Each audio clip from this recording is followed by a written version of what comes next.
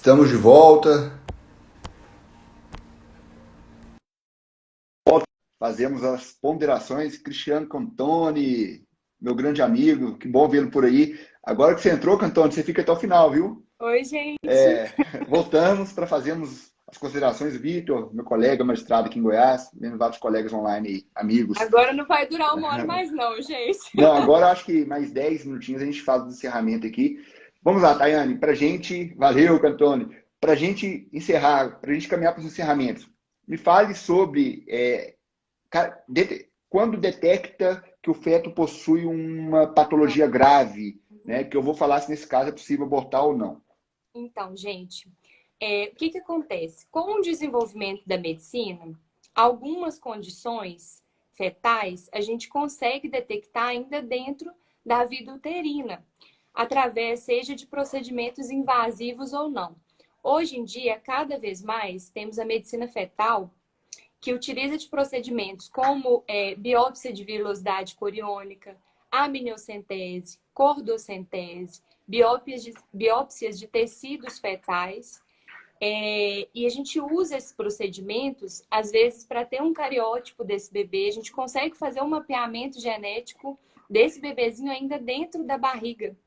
É claro que não é todo feto que a gente faz essa investigação. Se tiver algum sinal indireto, ou seja, através do ultrassom ou através de algum exame de sangue, que a gente tem os marcadores também de alterações fetais, cromossômicas.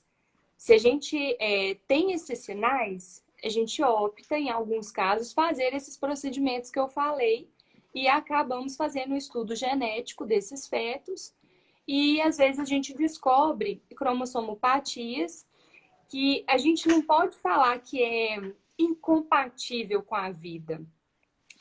Vou explicar por que isso. Porque o que acontece? São casos que são graves, tá? A vida dessa criança, ela vai ser muito difícil para a criança, para a família. Algumas crianças, a maioria, em torno de 90% dos fetos com essas malformações graves, esses fetos, eles morrem, eles falecem no primeiro ano de vida. A maioria nasce e morre em pouco tempo, por algum erro de fechamento do tubo neural, algum problema cardíaco, abdominal, displasias ósseas. Mas o que seria isso? Vou dar um exemplo prático. A gente tem caso de agenesia renal bilateral. Isso acaba sendo incompatível com a vida. O que é O que é isso? isso? Um paciente, um neném que não tem os dois rins. Os dois rins. Então, se acontece isso, a gente sabe que essa criança ela vai falecer, né? Só que eu não tenho como falar se vai ser hoje, se vai ser amanhã, se vai ser daqui a um mês, porque às vezes esse bebê ele nasce, vai para a UTI neonatal e fica lá durante um tempo, né? Agora, outros casos, que são os casos das cromossomopatias. Por exemplo, a gente tem a trissomia do 13 e a trissomia do 18, que é a síndrome de Edwards, que tem múltiplas malformações cardíacas, renais, alterações de face. Então, são casos. Eu vou falar que eu conheci uma criança que teve síndrome de Edwards, esse diagnóstico, e que viveu até os 4 anos de idade. Então, não é algo que eu posso falar assim, vai nascer e vai morrer. Não posso falar isso. Mas a gente sabe que o prognóstico é muito complicado. A gente tem que ter um apoio assim, muito grande da família, de um psicólogo, de um psiquiatra ali junto, da terapia ocupacional, de outros profissionais que vão ajudar ali na vida dessa criança, né? Então, assim, esses casos, a gente só consegue fazer o aborto se for por uma decisão judicial. Tem que procurar um advogado, comprovar em um processo que essa patologia inviabiliza a vida extrauterina. Alguns juízes autorizam, outros não. Por quê? Assim, eu vou falar pelo que eu já vi, né? Depois o Rodrigo vai completar. Porque se a gente começar a autorizar todos esses casos, a gente vai acabar fazendo, não sei se vocês já ouviram falar da teoria da seleção natural de Darwin, que é, né, nós vamos acabar fazendo uma seleção nós mesmos, que era o que Hitler fez muito bem na Alemanha, e um Tem exemplo espaço para todo mundo. histórico, né? Então, assim, aqui no Brasil não é autorizado. Essas crianças, elas têm direito à vida. Não, mesmo que a vida seja muito difícil, muito complicado. Mas alguns casos eu já vi autorizando. Aí eu não sei, aí, né? E aí, como que é isso? Perfeito, Tayane. Em relação a isso, como depende de uma autorização judicial, não tem previsão à lei, fica de acordo com o entendimento, de acordo com o entendimento de cada juiz. Alguns vão fazer uma ponderação de valores, outros vão entender que não tem previsão na lei, não é possível, outros vão entender que a Constituição assegura aí a dignidade da pessoa humana, a dignidade da mulher, vão falar que seria uma tortura para a mulher submetê-la a essa gestação de um feto que sabe que vai nascer, logo em seguida vai morrer. Então, assim, depende da interpretação de valores, depende de princípios que cada juiz vai aplicar. Né? Então, assim, não tem uma resposta fechada, vai de cada caso, vai de cada decisão judicial. E muitas vezes a decisão judicial sai autorizando um aborto hoje para fazer o aborto amanhã. E essa decisão vai ser submetida a recurso e não vai ter efeito nenhum recurso. Né? Então, assim, é um tema que a jurisprudência pouco enfrenta, até mesmo em razão das decisões judiciais de primeira instância serem cumpridas rapidamente, não dá tempo de julgar os recursos. Né? Não existe resposta para isso, mas é aquilo que se colocou de uma forma excepcional. Né? A vida está aqui para todos, né? Independentemente de qualquer característica, de qualquer circunstância. Nós que devemos nos adaptar para receber essas pessoas e tratá-las com todo amor, com todo carinho, criar ambientes que elas possam conviver, né? Só me dá arrepio na hora que você citou Hitler, que ele queria se tornar a espécie humana, né? Isso é fora de cogitação, né? A vida está aqui para todos nós, independentemente de qualquer característica que a pessoa tenha, ela deve ser muito bem recebida, cuidada, e nós, o Estado, a sociedade é que tem que se adaptar a essas pessoas, né? Para recebermos as pessoas e tratá-las com todo o avanço que a medicina possui, né? Com toda a tecnologia. E a própria Constituição segura como direito fundamental também das pessoas que possuem deficiências, limitações, a terem aí o ambiente que deve ser proporcional, o ambiente deve ser adequado para essas pessoas, né? E não o contrário. Né? Então, você colocou de uma forma excelente. Mas uma situação que acontece nesse caso, Rodrigo, é que às vezes aqui tem uma seleção econômica disso também. Sim. Porque às vezes é uma mulher que tem uma classe econômica, né, um pouco mais elevada e ela não quer a gestação de um fetinho com trissomia do 13, por exemplo, vou dar aqui um exemplo, e então ela vai em outro país e faz esse aborto lá. Isso tem um nome no direito. Exatamente. Chama turismo jurídico, turismo do direito. Quando eu não posso exercer o direito no Brasil, eu viajo para outro e exerço o outro. Né? É o que você falou. Quem tem dinheiro vai. Quem tem dinheiro vai para os países aqui próximos e faz o aborto, vai para a Europa, para os Estados Unidos, faz o aborto. Quem não tem, faz em clínica clandestina no Brasil. Infelizmente, essa é a realidade. Infelizmente, isso assim é muito complicado. Até quem tem faz aqui também, né? E acontece, Rodrigo, que às vezes essas pacientes que vão para essas clínicas clandestinas, elas chegam em uma situação muito grave para a gente no hospital. Eu atendi uma paciente que ela fez um aborto, na verdade, ela fez por conta própria, assim, ela pegou uma peça, ela mesma enfiou no colo do útero, e assim, ela chegou lá no hospital infectada. Então, assim, foi uma situação muito grave, com febre, ela quase perdeu o útero.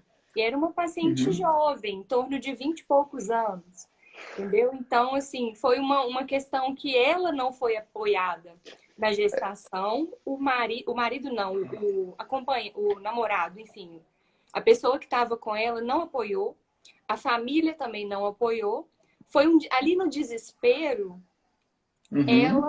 ela falou, eu tenho que fazer alguma coisa para me livrar disso. Ela chegou falando dessa forma, são palavras dela.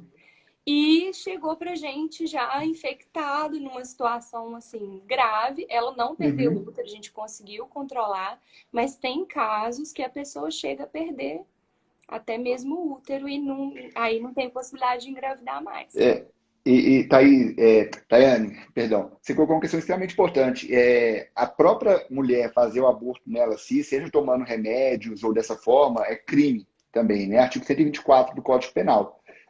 Só que tem um detalhe muito importante. Quando a própria mulher faz o aborto nela, ela está praticando um crime. E se ela corre para um hospital pedindo socorro por questões de hemorragia ou qualquer outro problema médico que ela tenha, o médico não pode denunciar para a polícia.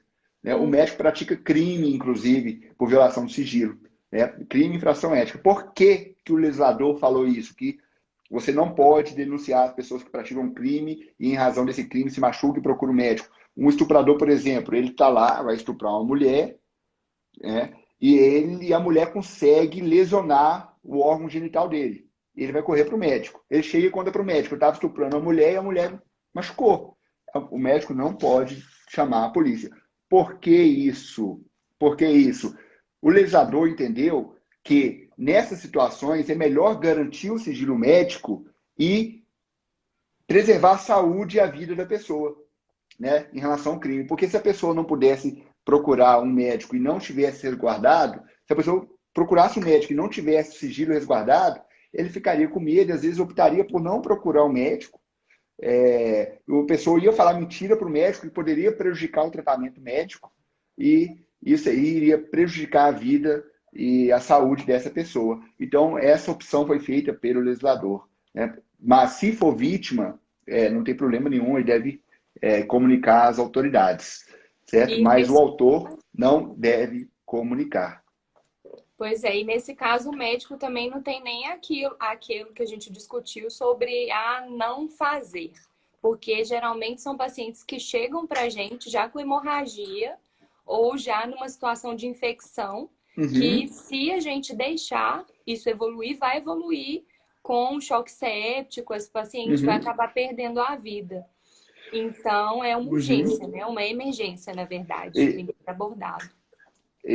Tayane, muito bem, uma outra colocação importante, comparação que eu sempre faço, é que muitas vezes advogados, não sei se tem advogados assistindo aqui agora, eu acho que tem, eu vi um, ou acho que eu vi um aqui, são muito criticados, que está defendendo, às vezes, um estuprador, está defendendo um homicida, uma pessoa criminosa que gerou um crime, gerou uma grande comoção social. Isso não passa aí da atividade profissional do advogado, né? O cliente não se confunde com o profissional, né? Tem que ter defesa, o advogado tem que defender isso. Da mesma forma que o médico vai atender uma pessoa que chegar lá, independentemente do fato que ela tenha praticado, o médico vai tentar salvar a vida dessa pessoa.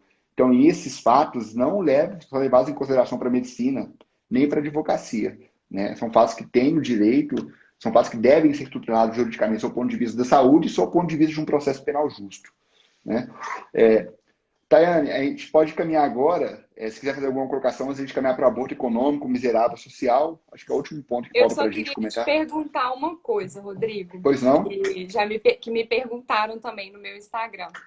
Qual que seria a pena para o médico se ele fizer, né, esse aborto e não Uhum. tiver naqueles 3 casos que a gente discutiu? Se ele faz o aborto sem o consentimento da gestante, ele tem a pena de reclusão de 3 a 10 anos, certo? Agora, repare que a pena uma pena que se não vai caber os benefícios processuais, por exemplo, transação penal, se a pessoa do processo, a corte não persecução penal. Eu quero dizer o seguinte, que se o médico pratica o aborto sem o consentimento da gestante, né, ele vai responder um processo criminal e lá na frente sofrer uma sentença e podendo, inclusive, ser preso. Né? Que eu acho muito difícil de acontecer. Porque a pena mínima é 3 anos, no Brasil vigora a política da pena mínima, às vezes não vai ter antecedentes, nada. Vai pegar a pena mínima, regime aberto, nem preso fica. Né? Então, assim, a pena para o aborto de 3 a 10 anos. Mas tem outros fatos também que são considerados. Às vezes, se ocorre morte da gestante na situação. É, são várias circunstâncias que são analisadas quando se pratica um crime para fins de dosimetria da pena. Né? Mas, abstratamente, a pena é de 3 a 10 anos quando não tem consentimento da gestante. Entendi. E com o consentimento da gestante, a pena é menor, salvo engano, é de 1 a 4 anos. Deixa eu ver aqui. De 1 a 4 anos, quando tem consentimento da gestante, né? Então a pena cai bastante. É Né? verdade. E só fechando agora esse tema que a gente falou sobre malformações, né, que de certa forma são incompatíveis ou não são incompatíveis com a vida, eu queria falar sobre a microcefalia, porque a gente já Uhum, falou da anencefalia, que é quando tem a ausência, né, do uhum, cérebro.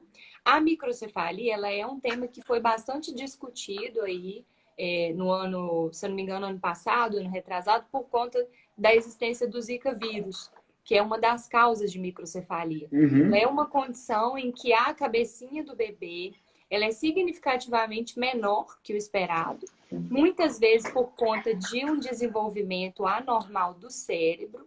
E as causas incluem infecções, né, como Zika vírus, às vezes a rubéola, desnutrição da mãe durante a gestação, exposição a toxinas. Então, tem diversas causas. Os sintomas dessa doença para a criança, eles variam. Incluem deficiência intelectual, atraso de fala. Em casos mais graves, pode acontecer convulsão, uhum. funcionalidade muscular anormal e não tem cura. Da mesma forma que a anencefalia, a gente também não tem cura para a microcefalia. O tratamento ele envolve cuidados médicos, cuidados paliativos, controle dos sintomas, monitoramento dessa criança rigoroso e principalmente aquela equipe multidisciplinar que a gente falou. É muito Uhum. importante o envolvimento dos pais e de todos os profissionais para cuidar dessa criança. Mas o ponto-chave aqui nesse caso é que a microcefalia ela não inviabiliza a vida extrauterina. É uma vida, de fato, muito difícil para os pais, para a criança também, mas cai naquilo, né, que a gente já discutiu sobre a Uhum. seleção. Aqui no Brasil, eu não sei se já teve algum caso que foi feito a aborto, mas pelo que eu saiba, não pode ser feito.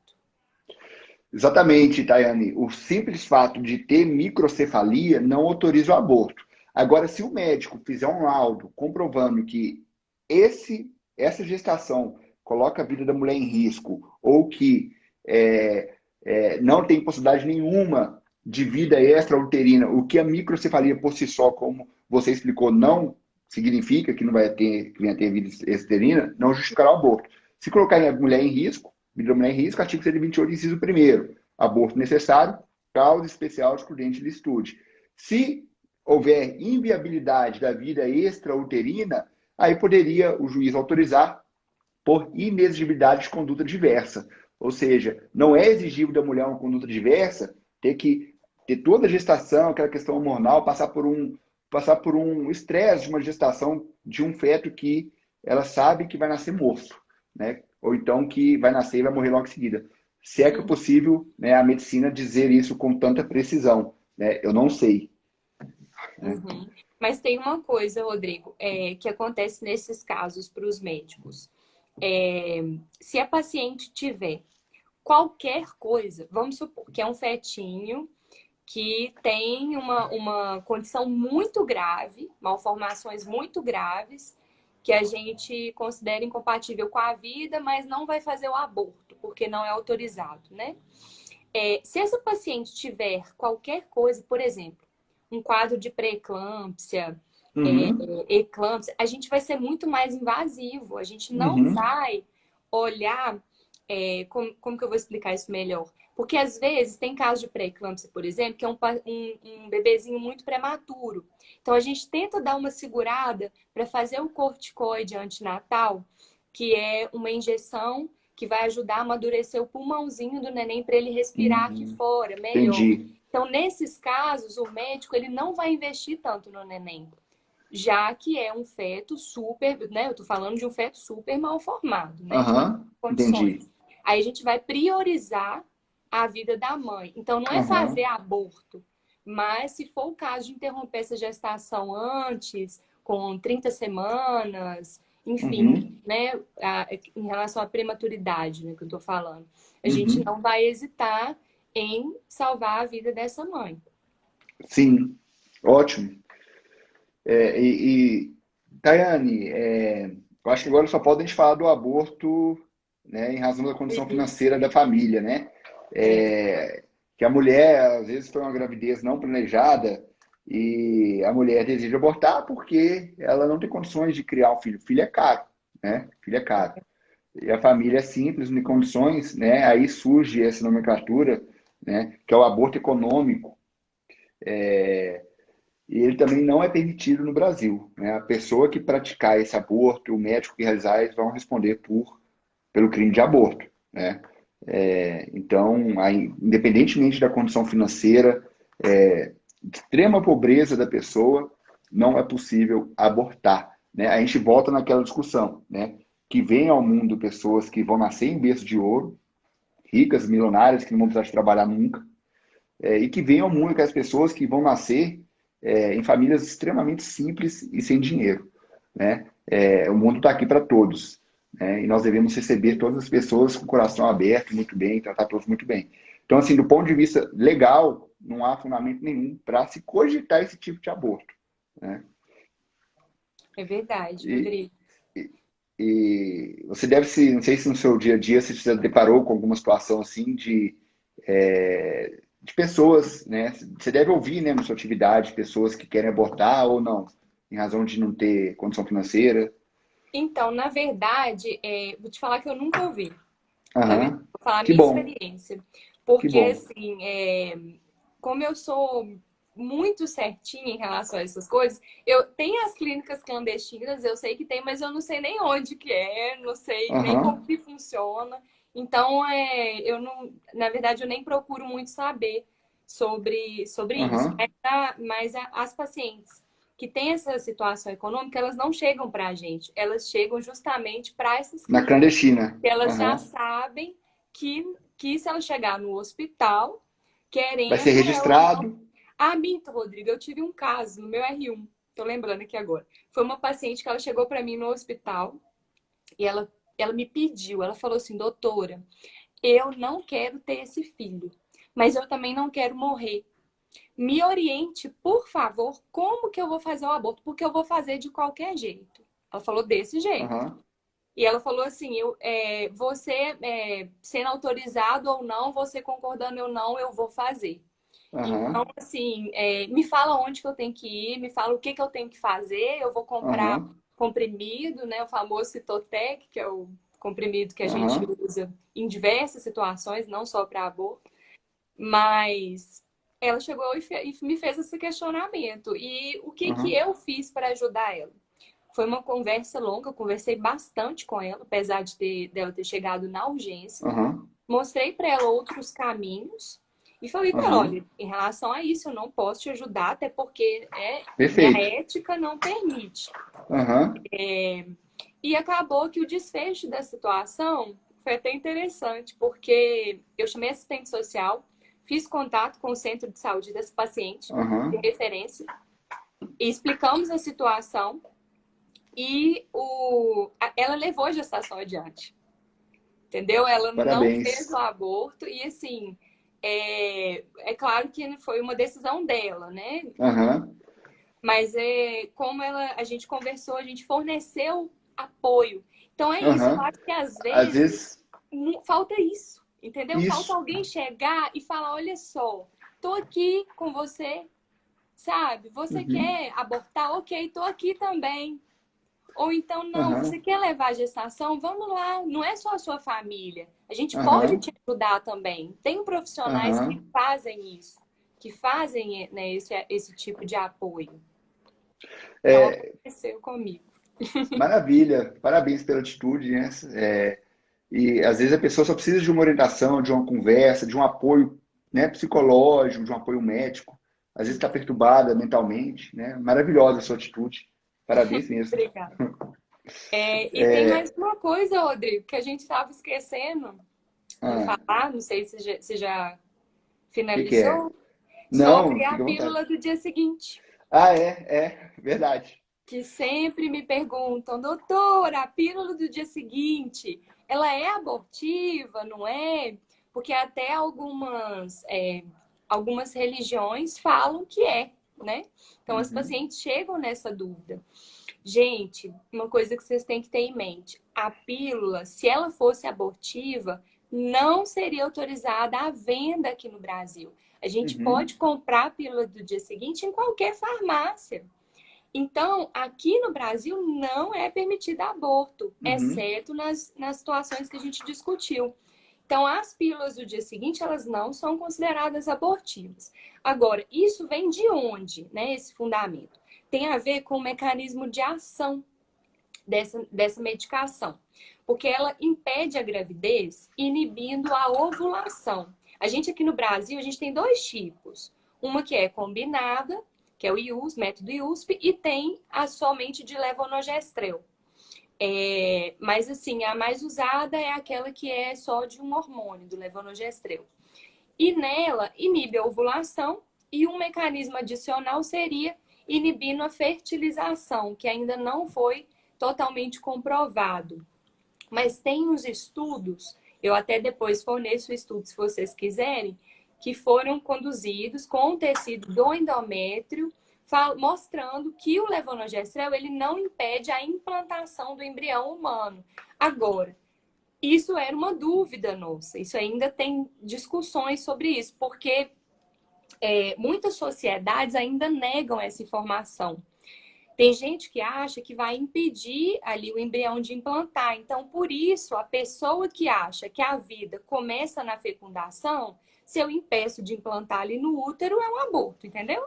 Isso é o raciocínio dessas pessoas. Mas não é o raciocínio que a medicina faz, e tem já esses estudos comprovando que o mecanismo de ação ele não impede isso, não é abortivo. Mas também uma coisa que é importante a gente falar sempre que a gente fala de pílula do dia seguinte é que é um método emergencial. Não é para ser usado sem controle. Não é contraceptivo, né? Não é para ser usado como contracepção, como o nome já diz, contracepção de emergência. E tem a taxa de falha. Pode acontecer da mulher, mesmo tomando dentro do período indicado, de vir um bebê, né? Então, assim, tem essas questões, então é sempre importante você conversar com o seu ginecologista ou o seu médico que te acompanha para falar sobre isso. Perfeito. Quer fazer alguma consideração final, Tayane? Acho que a gente já conversou bastante. Vocês ficaram com alguma dúvida, gente? Alguma pergunta que Deixa eu ver aqui. foi respondendo ao longo da live? Estou vendo aqui. Tinha outras perguntas, outros termos na outra parte da live, só que a gente teve que abrir essa. É verdade. Aí perdemos.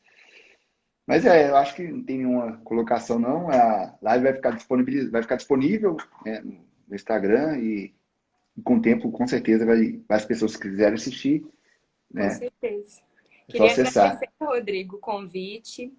Muito obrigada pela oportunidade. Eu acho muito, muito interessante a gente fazer essas discussões aqui, porque isso, de certa forma, acaba criando um espaço de troca em que nós profissionais, né, com a formação, a gente informa os pacientes, as pessoas, no geral, porque eu acho que falta muito isso na nossa sociedade. A gente tem que batalhar para cada vez mais conseguir levar essa informação a quem precisa. Sim, com toda certeza. Isso é muito pouco trabalhado e nós vimos por aí muitas informações distorcidas da verdade, né? Então é bom a gente ter essa live para poder esclarecer as pessoas que nos acompanham, que estão assistindo, realmente o que o direito diz, o que a medicina diz, né? E debater, né? É importantíssimo esse debate. Eu te agradeço muito, Tayane, por ter, né, aceito. Quinta-feira à noite já tem 1h30, nós estamos aqui conversando, né? Por essa oportunidade, né? E espero que seja só a primeira live que a gente fez. Vamos programar de fazer várias outras. Com certeza, né? tem vários temas pertinentes. Vários temas, direito e medicina, muito interessantes. Tayane, o Data Máxima Venda está perguntando, quer dizer que a pílula não impede a anidação? Você poderia respondê-lo? Isso é o que eu expliquei. Na verdade, a anidação é a implantação do embrião ali no útero. Tem estudos mais recentes que falam que o levonorgestrel ele não age impedindo a anidação. Mas ainda, muitas sociedades ainda negam essa informação. Então, é um pouco controverso. Entendeu? Certo. Eu posso mandar para O, vocês, depois eu posso o data, disponibilizar. data máxima vênia, se tiver copiado, eu entendi, ficou muito claro. Eu acredito que todos entenderam. Então, Daiane, muito obrigado, tá? Obrigada. E nós procuramos debater de forma técnica, sem polarizar, discussão política, religiosa. Isso não faz parte do debate, né? Com E até porque é certeza. extremamente controverso, e convicções a gente não discute, né? Cada um tem a sua fé, a sua convicção, a gente tem que respeitar, né? Cabe É, a cada um de nós respeitar as convicções das demais pessoas, eu certo? acho assim, se quer saber nossa opinião, né, Rodrigo? Vamos tomar um chá com a Uhum. gente. É, Pode ô, Tayane, vir. você falou uma grande verdade. Cada um tem suas opiniões políticas, religiosas. Eu não falo isso em rede social, não Com levo para rede certeza. social. Eu discuto em barzinho, em restaurante com amigo ou com a minha esposa aqui dentro de casa. Rede social, para mim, é fora de cogitação discutir isso. Tá certo. Mas Então, valeu, muito Tayane. obrigada, gente. Obrigada a vocês também pela participação, todo mundo que mandou comentários. E se ficou dúvida ainda, podem continuar mandando pra gente por direct. Tá, valeu, obrigado a todos. Agradeço a todos aí, o Rafael, o Adriano, meu irmão. Valeu, Aurélio, pelos comentários. Giza, minha querida amiga de BH. Yasmin, Data Máxima Vênia, Miranalva, Aurélio, valeu, obrigado a todos e até a próxima. Até a próxima, gente. Tchau, tchau. Tchau, tchau.